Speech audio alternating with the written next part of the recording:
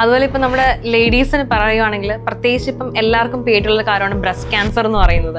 എല്ലാവരും ഒരു പ്രായപരിധി പോലും നോക്കാതെ അത് ടെസ്റ്റ് ചെയ്യുന്ന എന്തെങ്കിലും ഒരു ക്യാമ്പയിനോ എന്തെങ്കിലും കാര്യം വന്നു കഴിഞ്ഞാൽ എല്ലാവരും പോയി അതൊന്ന് ചെയ്യണം. അല്ലെങ്കിൽ ഒരു ക്യാമ്പയിന് പോകാൻ പറ്റില്ലെങ്കിൽ പോലും സ്വന്തമായിട്ട് നമുക്ക് തന്നെ മിററിൽ നോക്കി നമുക്ക് ഡയഗ്നോസ് ചെയ്യാൻ പറ്റുന്നുള്ള കാര്യമൊക്കെ ഒരുപാട് കേട്ടിട്ടുണ്ട്.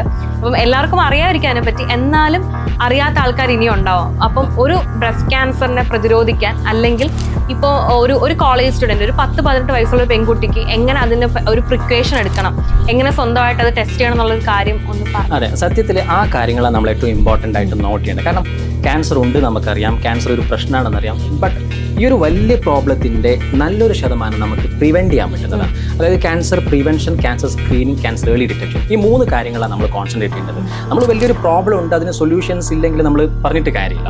അല്ലെങ്കിൽ അതിൻ്റെ സൊല്യൂഷൻസ് ഉണ്ടെങ്കിൽ നമ്മൾ കൂടുതൽ സംസാരിക്കേണ്ട ആ സൊല്യൂഷൻസിനെ പറ്റണം. അതിലൊന്നാമത് ഈ ക്യാൻസർ പ്രിവെൻഷൻ. നമ്മൾ ക്യാൻസർ വരാതിരിക്കാൻ വേണ്ടി ശ്രദ്ധിക്കേണ്ട കാര്യങ്ങൾ, ഈ ജനറ്റിക് ഫാക്ടേഴ്സും ഈ ഏജ് കൂടുന്നതും നമുക്കൊന്നും ചെയ്യാനില്ല. ഇതാണ് ഇപ്പം നിങ്ങൾ പറഞ്ഞിരിക്കുന്ന ക്യാൻസർ സ്ക്രീനിങ്. അതായത് അസുഖം വരുന്നതിന് മുമ്പ് തന്നെ അസുഖം ഉണ്ടോ ഇല്ലയെന്ന് കണ്ടുപിടിക്കാം. 20 to 25 ഇയേഴ്സ് കഴിയുമ്പോഴാണ് പറയുന്നത് യൂഷ്വൽ ആളുകൾ, അതായത് ഫാമിലിയിൽ വേറെ ക്യാൻസർ ഹിസ്റ്ററി ഒന്നും ഇല്ലാത്ത, വലിയ റിസ്ക് ഫാക്ടേഴ്സ് ഒന്നും ഇല്ലാത്ത സാധാരണ പെൺകുട്ടികൾ പോലും ഒരു 20-25 ഇയേഴ്സ് കഴിയുമ്പോൾ മന്ത്ലി ഒന്ന് ബ്രസ്റ്റ് എക്സാമിനേഷൻ ചെയ്യണം. 2 ബ്രസ്റ്റ് മിറർ നോക്കിയിട്ട് പാൽപ്പേറ്റ് ചെയ്യാം. ക്ലോക്ക് വൈസ് ഇങ്ങനെ പാൽപ്പേറ്റ് ചെയ്ത് കഴിഞ്ഞാൽ നമുക്ക് എവിടെയെങ്കിലും സംശയം തോന്നുന്നുണ്ട്, മുഴ പോലെ തോന്നുന്നുണ്ട്, അല്ലെങ്കിൽ എന്തെങ്കിലും ഈ ചൂടിൽ എന്തെങ്കിലും വ്യത്യാസം തോന്നുന്നുണ്ട്, അല്ലെങ്കിൽ നിപ്പിൾ ഡിസ്ചാർജോ അങ്ങനെ എന്തെങ്കിലും ബുദ്ധിമുട്ട് വരുന്നുണ്ടെങ്കിൽ ഡെഫിനറ്റ്ലി ഒരു ഡോക്ടറെ കാണാം. ബേസിക്കായിട്ട് ഫാമിലി ഡോക്ടറോ ഗൈനക്കോളജിസ്റ്റോ ഓങ്കോളജിസ്റ്റോ ആരെങ്കിലും കണ്ടിട്ട് അത് അങ്ങനെ ബുദ്ധിമുട്ടൊന്നും ഇല്ല എന്നുള്ളത് കൺഫേം ചെയ്യാം.